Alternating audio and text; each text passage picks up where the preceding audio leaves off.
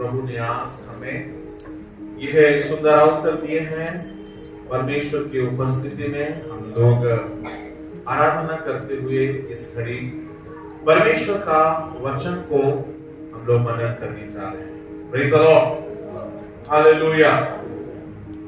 परमेश्वर के लोगों, परमेश्वर के सम्मुख में हमें एक आभारी होना चाहिए, शुक्रगुजारी, आभारी, ग्रेटफुलनेस होना चाहिए, क्योंकि हमारी जिंदगी में समस्याएं तो लगातार बनी रहती है, परंतु इन समस्याओं के बावजूद भी बहुत सी ऐसी भलाई परमेश्वर हमारी जिंदगी में की है।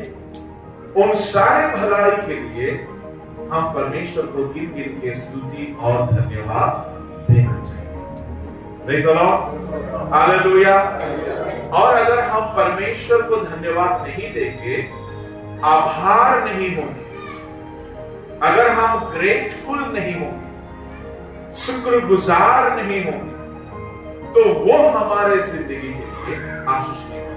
तो आज का ध्यान का विषय है लूका रचित सुसमाचार, उसका 17 अध्याय, उसका 18-19 पढ़िए। क्या इस परदेसी को छोड़ कोई और ना निकला जो परमेश्वर की बड़ाई करता? तब उसने उससे कहा, उठकर चला जा, तेरे विश्वास ने तुझे चंगा किया है। 17 को भी हम पढ़े। इस पर यीशु ने कहा, क्या 10 शुद्ध ना हुए? तो फिर वे 9 कहाँ हैं? यीशु ने कहा, क्या 10 कोढ़ी शुद्ध नहीं हुए?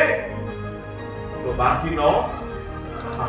आज का संदेश का नाम है बाकी 9 कहाँ? Praise the Lord.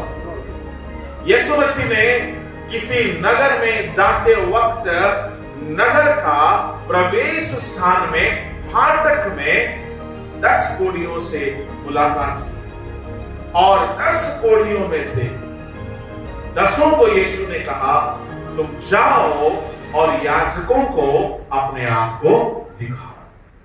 वे यीशु का आज्ञाकारी होकर जाते जाते चंगे हो गए। Praise the Lord. वे रास्ते में थे, जा ही रहे थे, कदम बढ़ा ही रहे थे। एक एक कदम जैसा जैसा बढ़ता गया, एक एक कदम जैसे जैसे आगे बढ़ते गए, जाते जाते चंगे हो गए। कितना अच्छा वचन है। Praise the Lord. आप प्रभु के सामने प्रभु का आज्ञाकारी होकर आप अगर जाने लगोगे, आप जाते जाते परमेश्वर के काम को देखोगे। जाते जाते वे शुद्ध हो गए, वे चंगे हो गए। बाइबल का परमेश्वर बाइबल के लोगों के साथ ऐसे ही दया किया है। इस्राएली लोग मिस्र से निकलकर जाते जाते सारे चमत्कार को उन्होंने देखा। रोटी का, कपड़ा का, वस्त्र का, पैरों में जूतों का और शरीर की बीमारी में चंगाई का। जब प्यास लगी तो पानी का, भूख लगी तो खाने का, सारे विषय में वे जाते जाते परमेश्वर के महान काम को देखा। एजरा ने 3 दिन का उपवास के बाद जाते जाते परमेश्वर का हिफाजत को देखा। इब्राहिम ने मोरिया के देश के उस पहाड़ पर जब गया, जाकर के उसने प्रभु का उपाय को पाया, मेमना को पाया। चेले पवित्र आत्मा पाने के बाद सुसमाचार के प्रचार में जाते जाते वे प्रभु का चमत्कार के काम को हर दिन देखते। मसीह जिंदगी में आप उपवास करो, विश्वास करो और विश्वास के साथ आप आगे बढ़ो। आपके राह में परमेश्वर का चमत्कार होता रहेगा, प्रभु का काम को आप देखते रहोगे। परंतु वो तो हमें करना ही है, परंतु क्या अब तक हमारी जिंदगी में कोई चमत्कार नहीं हुआ? क्या अब तक परमेश्वर हमारे जिंदगी में कोई काम नहीं किए? परमेश्वर अगर हमारे जिंदगी में बहुत से भलाई, आशीषों को, उपकारों को दिए हैं, तो इन 10 कोढ़ियों की तरह हम भी आशीष अगर पाए हैं, तो 10 कोढ़ियों में से एक कोढ़ी जो चंगा हो गया, 10 के 10 चंगे हुए, एक कोढ़ी लौट आता है। Praise the Lord, hallelujah. 14 वचन से पढ़िएगा। उसने उन्हें देखकर कहा, जाओ और अपने आप को याजकों को दिखाओ। और जाते ही जाते वे शुद्ध हो गए। तब उनमें से एक यह देखकर कि मैं चंगा हो गया हूँ, ऊंचे शब्द से परमेश्वर की बड़ाई करता हुआ लौटा और यीशु के पांव पर मुंह के बल गिरकर उसका धन्यवाद करने लगा, और वह सामरी था। इस पर यीशु ने कहा, बड़ाई करता हुआ लौटा। Praise the Lord. 10 के 10 प्रार्थना किए थे। सुनिएगा, 10 के 10 एक साथ प्रार्थना किए थे। 10 के 10 एक साथ वचन को मान के सफर शुरू किए थे। 10 के 10 एक साथ चलना शुरू किए थे। 10 के 10 विश्वास में एक एक कदम बढ़ाए थे। 10 के 10 शुद्ध हो गए थे। यहां तक सब एक साथ थे।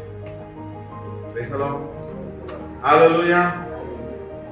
10 के 10 मिलके प्रार्थना किए, 10 के 10 मिलके आज्ञाकारी बने, 10 के 10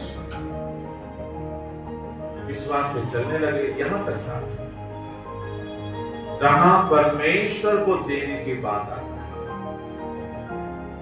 10 में से 2 चुनो, एक बंदा प्रभु को देने को। मेरे परमेश्वर के लोगों, यीशु मसीह के इंतजार में थे। ये 10 में से 10 जन लौट आएंगे मेरे पास, क्योंकि मैं उनका जिंदगी को बदल दिया हूं। उनका जिंदगी बदतर हो गई थी। वे शहर के बाहर कोढ़ी आश्रम में भीख मांगने की दशा में थे। फटे कपड़े पहन रहे थे। खाने पीने नसीब नहीं हो रहा था। कंगाल हालत में थे। घर से बेघर, शरीर में बीमारी, अपनों से दूर, माता पिता भाई बहने पत्नी बच्चे से दूर, ऐसा एक श्रापित हालात में थे। बीमारी के समय तो खूब यीशु यीशु कहा था। बीमारी के समय खूब यीशु यीशु कहा था। कुछ लोग ऐसे होते हैं, तकलीफ बढ़ने से खूब प्रभु प्रभु होते हैं, और तकलीफ हट गया तो फिर प्रभु से दूर हो। ऐसे लोग आपने देखा है? नहीं देखा? देखा है? अगर नहीं देखा तो आज घर जाना, आईने के सामने खड़े हो जाए, वहां दिखेगा। क्यों? वो हामी लोग हैं। आप लोग है कि नहीं पता नहीं, मैं तो हूं। तकलीफ पड़ने से हम लोग इतना प्रार्थना करते, घुटना खून आता है, तो भी हमारा प्रार्थना रुकता नहीं। मुसीबत आने से इतना प्रार्थना करते, इतना उपवास करते, राजा और ऐसा नहीं होगा प्रभु, और ऐसा नहीं होगा स्वामी, प्रभु जी दया करो दया करो, इतना प्रार्थना करते।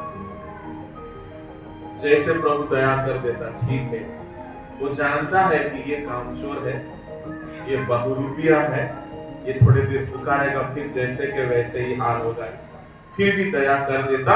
जैसे प्रभु की दया हम पर हो जाता, हमारा मुसीबत का समय पार हो जाता, फिर हम लोग पुरानी आदत में आते।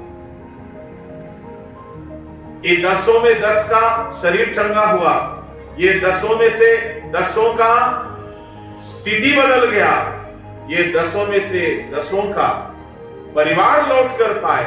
भौतिक खोई हुई घर, परिवार, स्वास्थ्य, सारे मटेरियल चीजों को इन्होंने लौट कर पाया, परंतु 10 में से एक ही जन का मन परिवर्तन।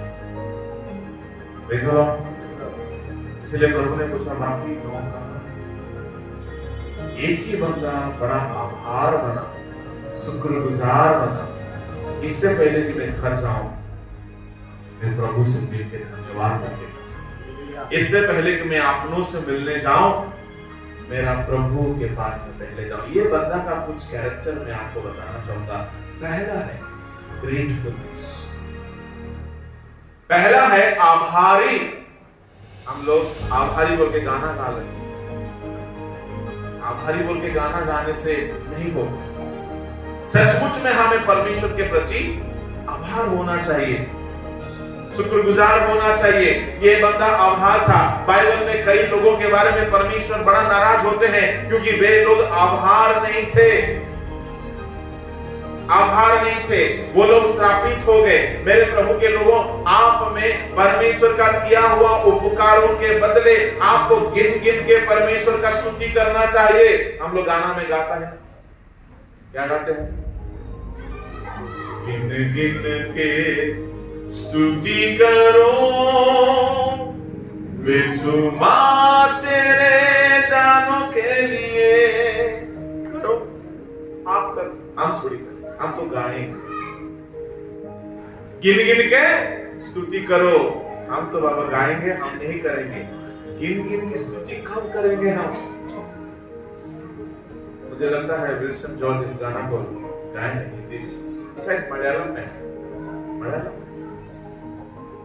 हम लोग गाते हैं, बहुत अच्छा गाना।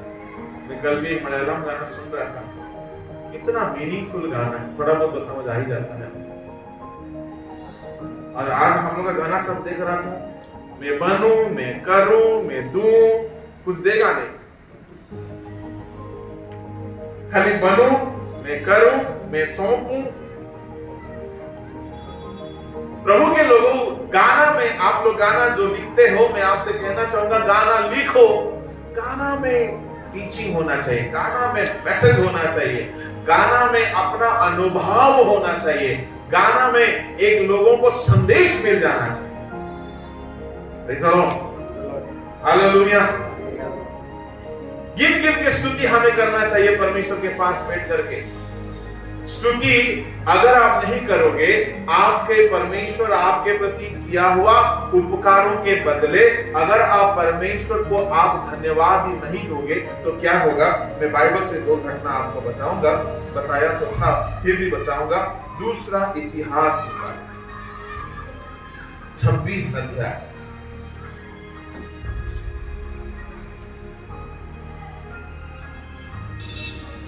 उसका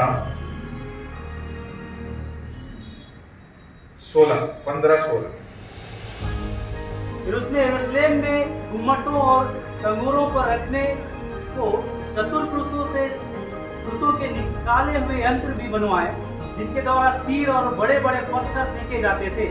उसकी कीर्ति दूर दूर तक फैल गई क्योंकि उसे अद्भुत सहायता यहाँ तक मिली। उसकी कीर्ति दूर दूर तक फैल गई। कौन है ये? उज्जिया राजा दूर दूर तक लोकप्रिय बन गया। परमेश्वर उसको इतना सहायता किए, उस जमाने में टेक्नोलॉजी के आविष्कार उन्होंने किए। कैसे? यरूशलेम के कंकूरों पर, घूमट पर यंत्र बनवा डाला, यंत्र को रखा। कैसा यंत्र था? तीर मारने का, पत्थर फेंकने का, यानी एक साथ बहुत सारा तीर मारा जाएगा। और उसका उस रणनीति के कारण उसको बहुत नाम मिला, लोकप्रियता मिला। परमेश्वर का ठहराया हुआ राजा था, परमेश्वर का सहायता पाया, बहुत दूर दूर तक नाम हुआ उसका, फेमस बन गया। परमेश्वर उसको उतना काबिल बनाया कि वो उतना फेमस बन गया। नीचे क्या होता है? परंतु जब वह सामर्थी हो गया,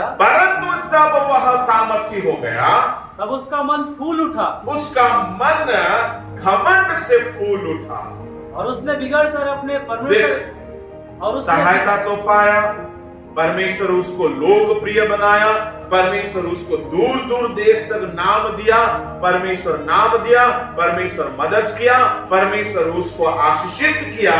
परंतु ये बिगड़ करके घमंडी हो गया।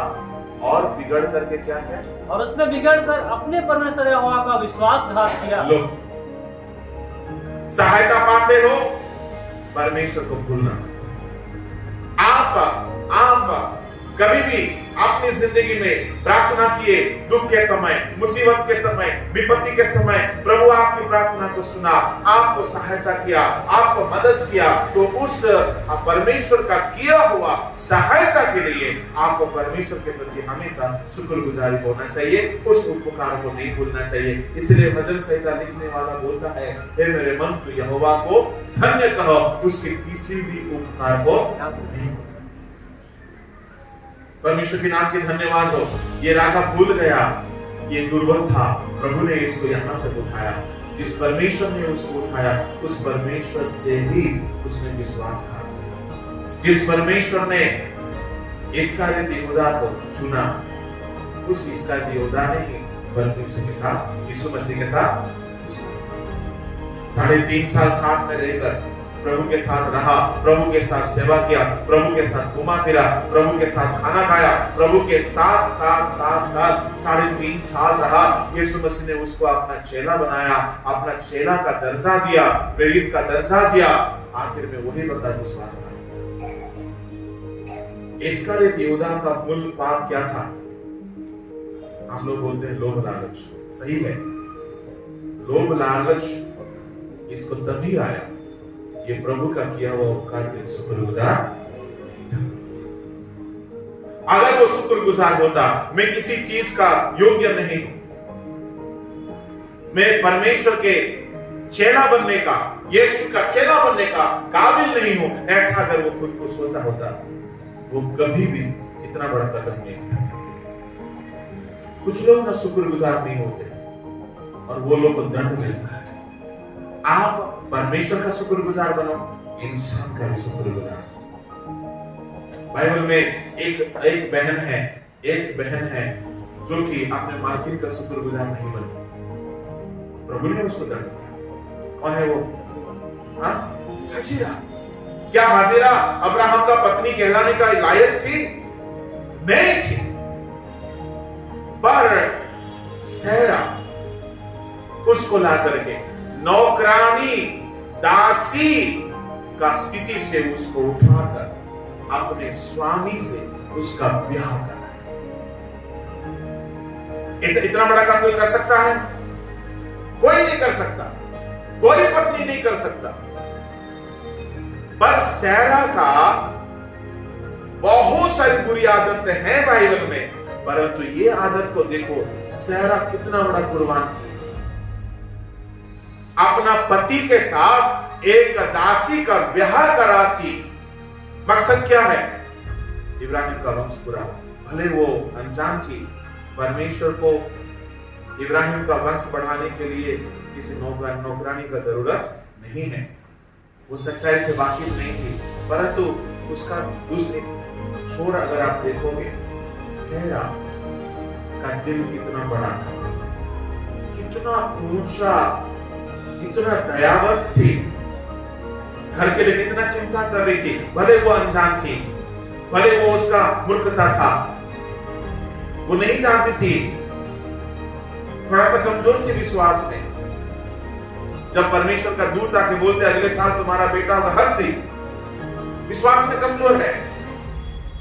परमेश्वर संतान देगा बोला, ये देखिए कितना साल इंतजार की सैरा, कितना साल? सारा इंतजार की 10, उसके बाद सारा का इंतजार खत्म। क्योंकि इब्राहिम को जब 85 साल हुआ तब हजीरा से शादी, 86 साल हुआ तब हजीरा का संतान इस्माइल पैदा हुआ। तो सारा कितना दिन इंतजार की? 10। सारा तो उतना की, हम लोग तो उतना भी नहीं करते। बोला इतना परमेश्वर देगा देगा देगा, बोला कहां कुछ हो रहा है, कुछ नहीं हो रहा, छोड़ो हटा। 10 साल वो सब्र की, परमेश्वर बोला है तुम्हारा संतान होगा, कहां कुछ हो रहा है। 10 साल तक इंतजार करने के बाद वो निराश हो गई, दुखी हो गई, शायद मेरे स्वामी बूढ़े होते जा रहे हैं, क्या मालूम और आगे को संतान होगा नहीं होगा, मेरा भी गर्भ खत्म होने जा रहा है, चलो हमारे वंश को आगे लेके जाना चाहिए। तो वो स्थिर की कि इस नौकरानी को मेरे स्वामी से ब्याह करा दो, एक प्रॉपर इज्जत के साथ। अब्राहम का शादी हो। थोड़े दिन में जैसे हाजिरा गर्भवती हुई,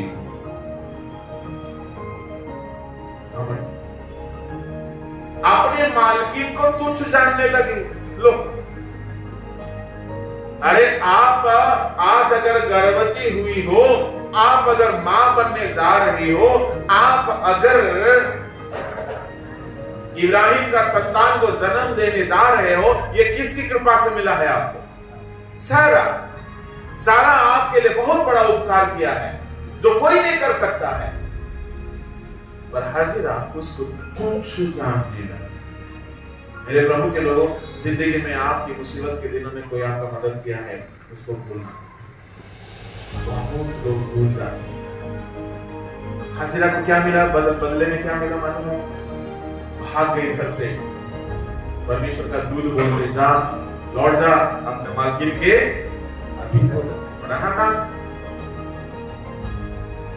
आप जिसके उपकार पाते हो उससे दूर मत भागो। परमेश्वर का सहायता पाया था उजिया राजा, परमेश्वर से विश्वासघात किया, बदले में क्या हुआ? नीचे पढ़ो। परंतु जब वह सामर्थी हो गया तब उसका मन फूल उठा और उसने बिगड़ कर अपने परमेश्वर यहोवा का विश्वासघात किया, अर्थात वह धूप की वेदी पर धूप जलाने को यहोवा के मंदिर में घुस गया, मन मर्जी करने लगा। मैं सामर्थ्य हो गया हूँ, कोई मुझे रोकने वाला कोई नहीं रोक सकता, मेरा मन मर्जी मैं करूंगा। ऐसा करके मंदिर में जाकर के धूप जलाने लगा। धूप जलाना याजकों का काम है, राजा का काम नहीं है। आप राजा जरूर हो, आप सामर्थ्य जरूर हो, आप पावरफुल जरूर हो, परंतु धूप जलाने का सेवा याजकों का है, तुम्हारा नहीं है। कई जगह में देखता हूं, ऑर्गेनाइजेशंस में देखता हूं, कई इवेंट कलीसिया में भी देखता हूं, कुछ लोग पोस्ट में आ जाते हैं, बहुत उत्पाद मचा। हालेलुया, परमेश्वर के धन्यवाद। हमारे कलीसिया में ऐसा नहीं, पर बहुत सारे ऐसे कलीसिया है, अगर कोई सेक्रेटरी बन गया, अगर कोई ट्रेजरर बन गया, अगर कोई प्रेसिडेंट बन गया, फिर वो उस पोजीशन के नाम पे बहुत उत्पाद मचा। राजा राजा के जैसा कहना है, याजकों का काम करने नहीं जाना है। अगर आपको परमेश्वर कलीसिया में कोई जिम्मेवारी दी है तो आपको उस जिम्मेवारी को परमेश्वर के भय के साथ निभाना। उसी राजा ने क्या किया? भूल गया कि वो सिर्फ राजा है, भूल गया कि उसको और कोई काम नहीं करना है, राजा का काम करना है, देश को संभालना। मनमानी करके याजकों के साथ बलवा। नतीजा क्या हुआ? कोढ़ी बनकर मरने दम तक ना राजा बन के रहा, ना याजक का सेवा किया, मरने दम तक कोढ़ी बनकर अलग हो गए। इसका गड़बड़ी का शुरुआत कहां से हुई? आभारी नहीं। दाऊद का एक लाइन आपको याद है, हम लोग गाना में भी गाते हैं ना, क्या है इंसान जो तुम उसे याद करे, क्या है इंसान जो तुम उसे याद करे, मेरा यीशु इतना। दाऊद बोलता है इंसान क्या है प्रभु, जबकि इज़राइल का सबसे बड़ा राजा, most powerful king of Israel, बोलता क्या इंसान क्या है। यही दाऊद साउल को क्या बोलता है? इज़राइल का राजा किस कुत्ता के पीछे पड़ा है, बोला है ना। दाऊद खुद को किसके साथ तुलना करता है? मरा हुआ कुत्ता। जबकि देखा जाए दाऊद के पास इतना सामर्थ था कि वो साउल को मार सकता था। दाऊद के पास इतना वीर लोग थे, साउल को वो पलक झपकने की देरी में उसका नामो निशान मिटा सकता था, पर दाऊद ने ऐसा नहीं किया। क्यों नहीं किया? उसका बहुत सारा कारण है। पहला कारण है कि दाऊद जानता था ये परमेश्वर का अभिषेक है। दूसरा कारण है, दाऊद ये नहीं भूल गया था, मैं किसी दिन इसी के लिए बीना बजाते हुए इस्राएल में लोकप्रिय बना, मैं किसी दिन इसी के अधीन में रह करके गोलियात से लड़ने गया हूं, मैं किसी दिन इसकी बेटी से शादी किया हूं। एक हिसाब से मेरा राजा है वो, एक हिसाब से मेरा ससुर है वो, एक हिसाब से मेरा मालिक है, एक हिसाब से परमेश्वर का अभिषेक है, मैं उसके खिलाफ कुछ भी नहीं कर सकता। बहुत से लोग भूल जाते हैं इंसान की उपकार, ऐसे लोग कभी आशीष नहीं होते। दाऊद मरने समय तक पता है, जब साउल मर गया तो भी दाऊद खुश नहीं।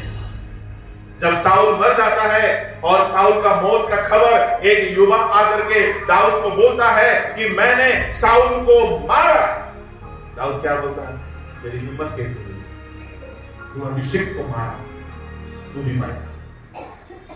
हम लोग होते तो क्या बोलते, जो सास मुझे इतना सता रही थी, अच्छा हुई बुढ़िया मर गई। कुछ बहुरानी लोग तो प्रार्थना करते हैं, बुढ़िया कब टपकेगी, इसका विकेट कब गिरेगा, टेस्ट क्रिकेट खेलने जैसा खेल रही है, ना आउट होती ना रन आगे बढ़ता। हाँ, मैं कुछ बहु लोग को देखा, बहु लोग की बात तो छोड़िए, कुछ समधन लोग भी बोलता है मेरा समधन कब मरेगी, मेरा बेटी अच्छा से। तो गिरजा में, चर्च में वो की प्रार्थना, क्या प्रार्थना करता है, खूब प्रार्थना करता है, रो रो के मांगता है, इसलिए मेरा बेटी का सांस मर गया।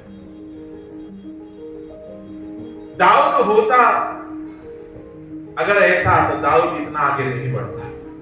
दाऊद सचमुच एक सरल बंदा था, एक अच्छा बंदा था। दाऊद अपने दुश्मन का मौत कभी नहीं चाहा। जब साउल मर जाता है दाऊद दुखित होता है, इस्राएल का अभिषेक मर गया। मेरे प्रभु के लोगों, मैं आपसे कहना चाहूंगा, दाऊद से सीखो। दाऊद अपने दुश्मन का भी मौत नहीं चाहता है। किसी ना किसी कारण से आपके घर में कोई ना कोई आपका दुश्मन के जैसा रहा होगा, परंतु क्या हमारे प्रभु ने नहीं सिखाया दुश्मन से प्रेम करो।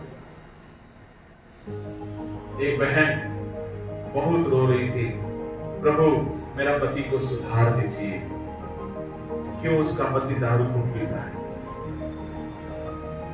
आर्मी रिटायर्ड था, आर्मी से लौट के आया था, सच्ची घटना है।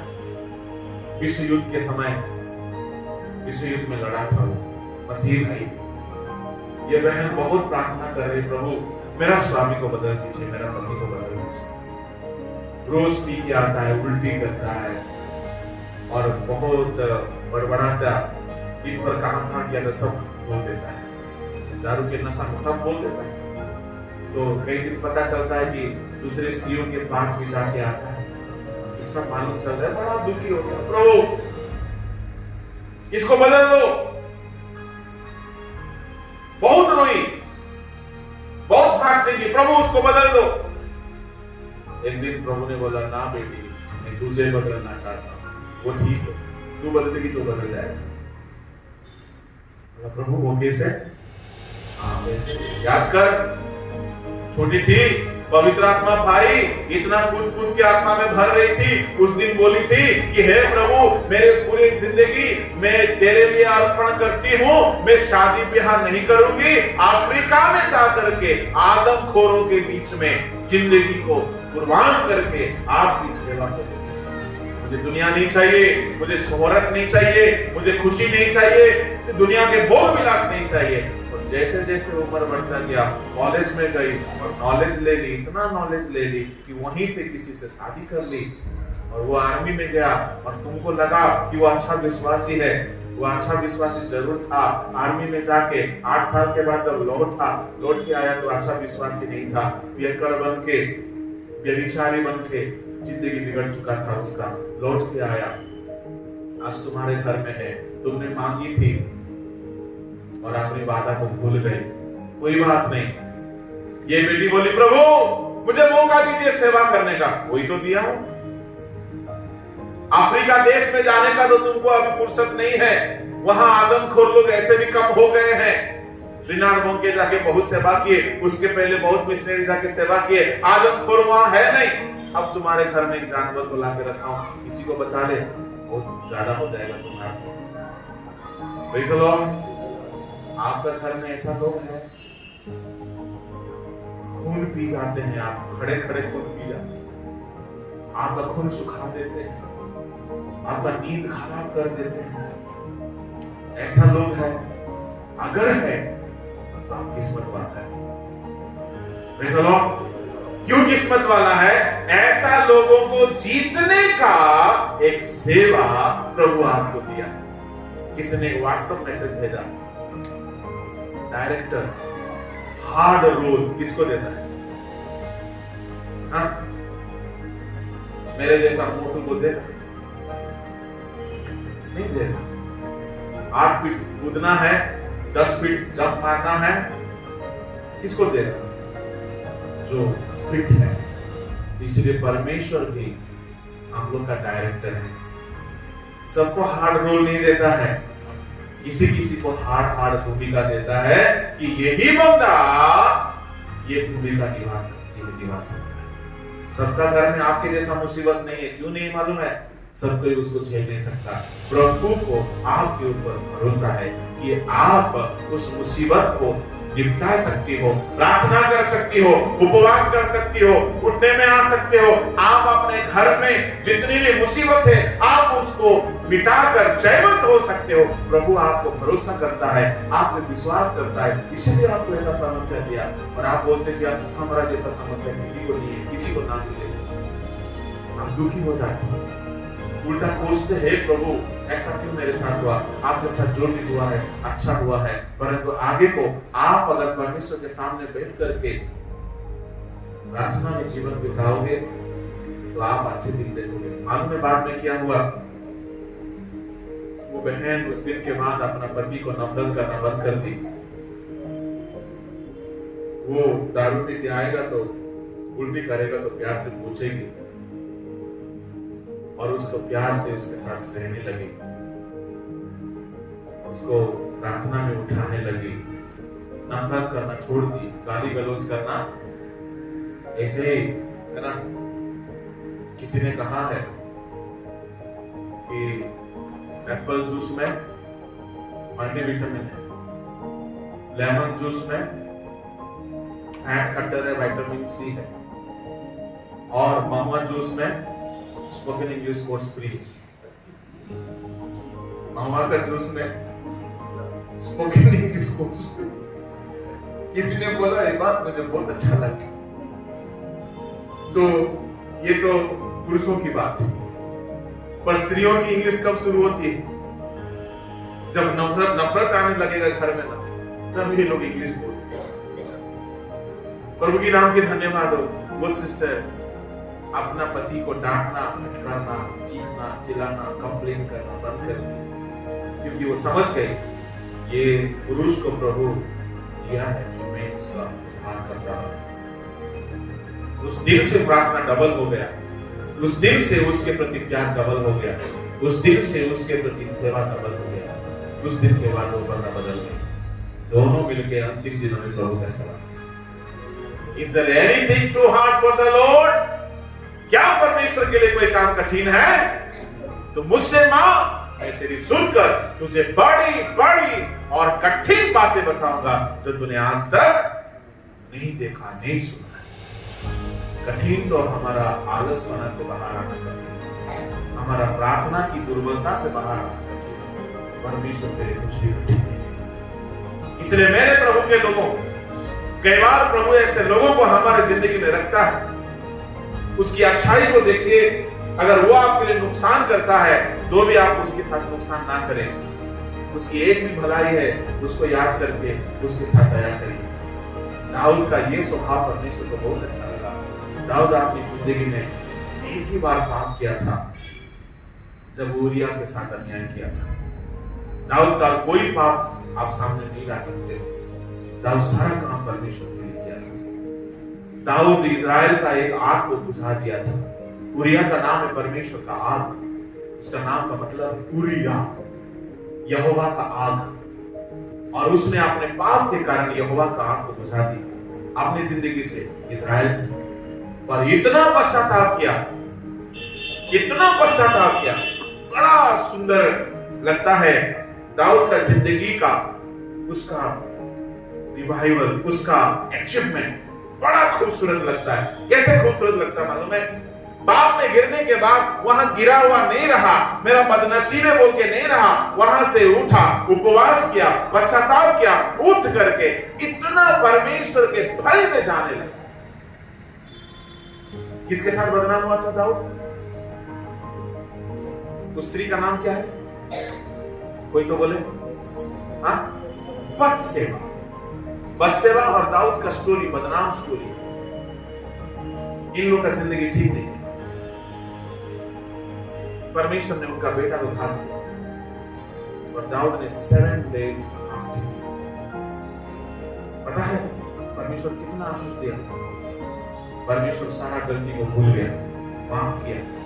परमेश्वर टोटली दिमाग से इरेज कर दिया कि बत्सेबा कैरेक्टरलेस है, दाऊद कैरेक्टरलेस है। परमेश्वर भूल गया और परमेश्वर दोनों को पति पत्नी के रूप में आशीष करने के बाद आपको पता है बत्सेबा ही के गर्भ में दाऊद आता है, उसी वंश में Yeshu Masih. Praise the Lord, hallelujah. Bathsheba ही के घर में दाऊद नहीं आता, मैं गलत बोल दिया, सुलेमान आता। सुलेमान, और सुलेमान परमेश्वर का बड़ा प्यारा होता है। हम लोग होते तो क्या बोलते हैं? अरे उसका माँ बाप का स्टोरी हमको मालूम, बोलते कि नहीं बोलते? हाँ, बड़ा मंदिर बना दिया, मालूम है इसका टेस्टिमनी क्या है? इसका माँ का, इसका बाप का स्टोरी सुनेगा ना तुम सारा एनोइंटिंग भूल जाएगा। इतना कचरा है इनका जिंदगी, ज्यादा चर्च बनाने आए।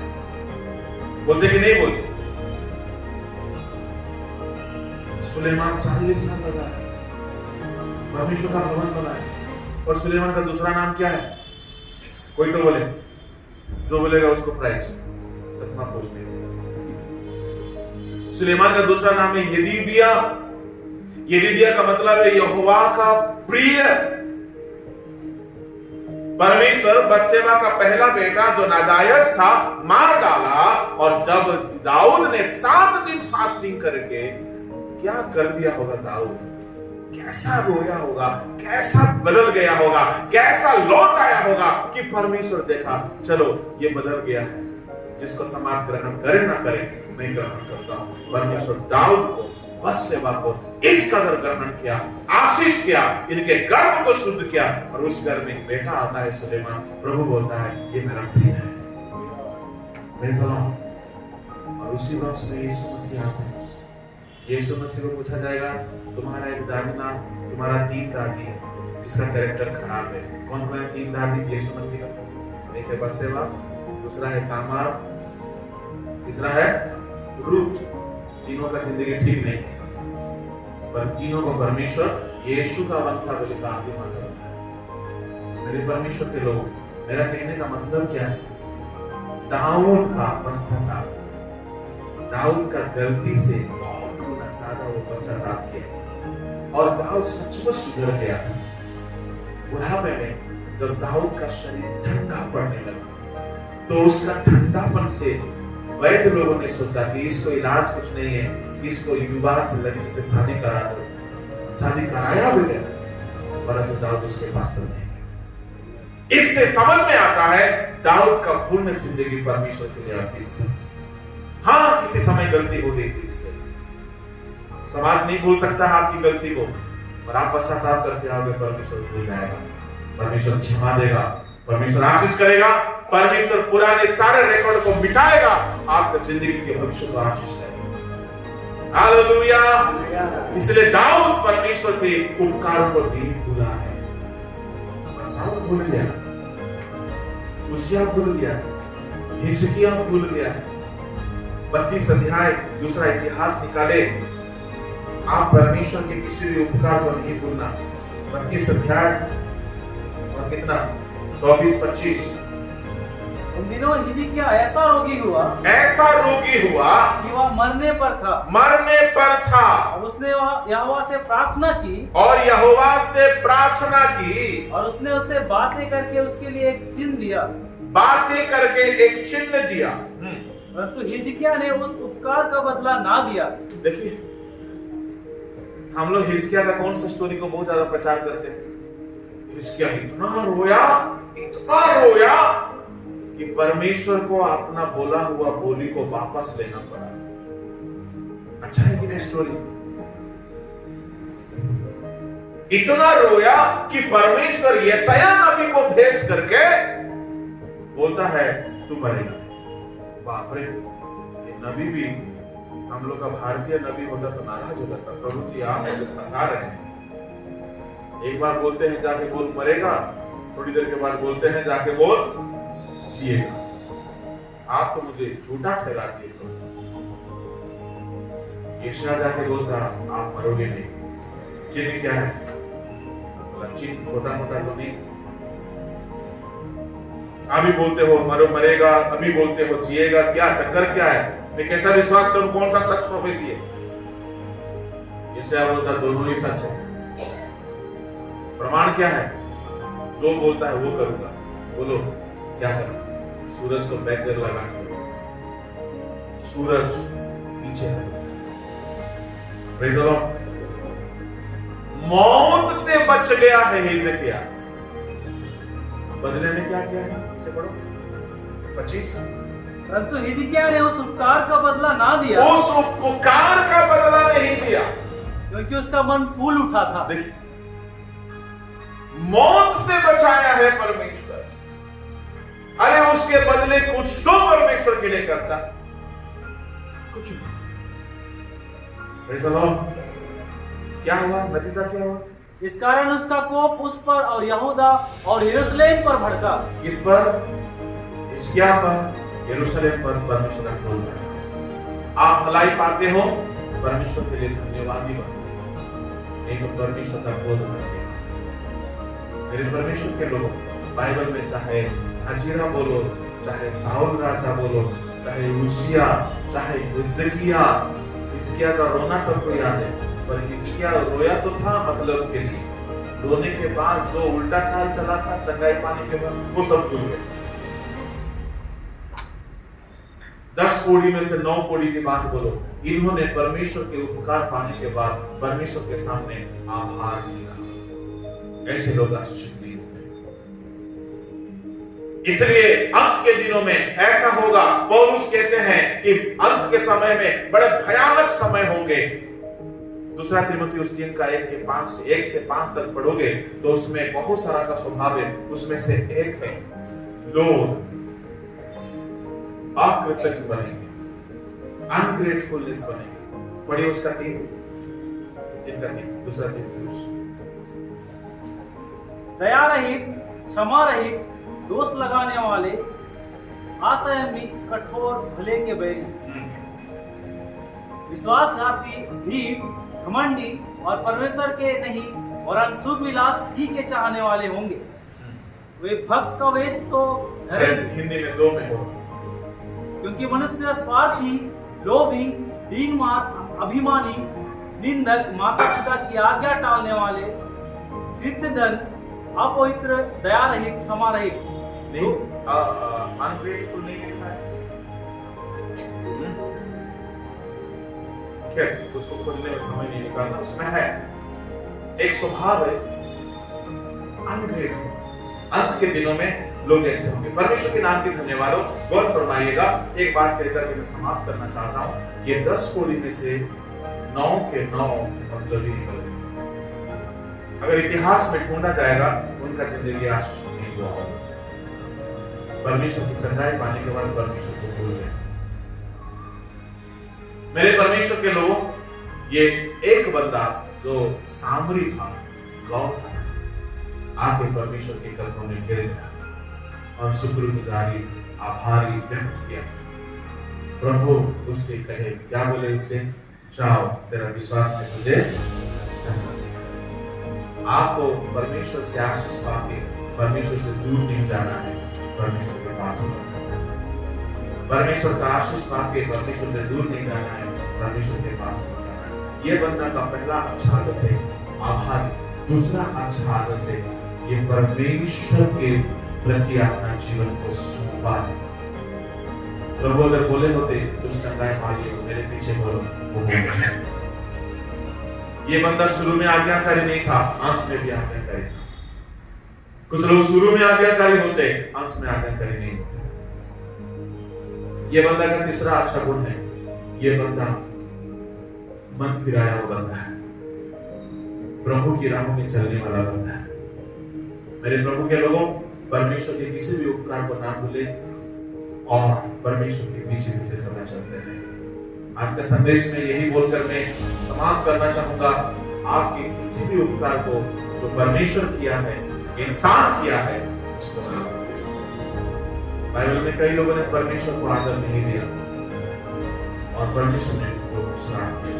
रोमी की खत में अगर पढ़ोगे, कुछ लोग मनुष्य को परमेश्वर से बड़ा स्थान देने का आपके सामने आप परमेश्वर को परमेश्वर का आदर देखो, परमेश्वर के प्रति आभारी है।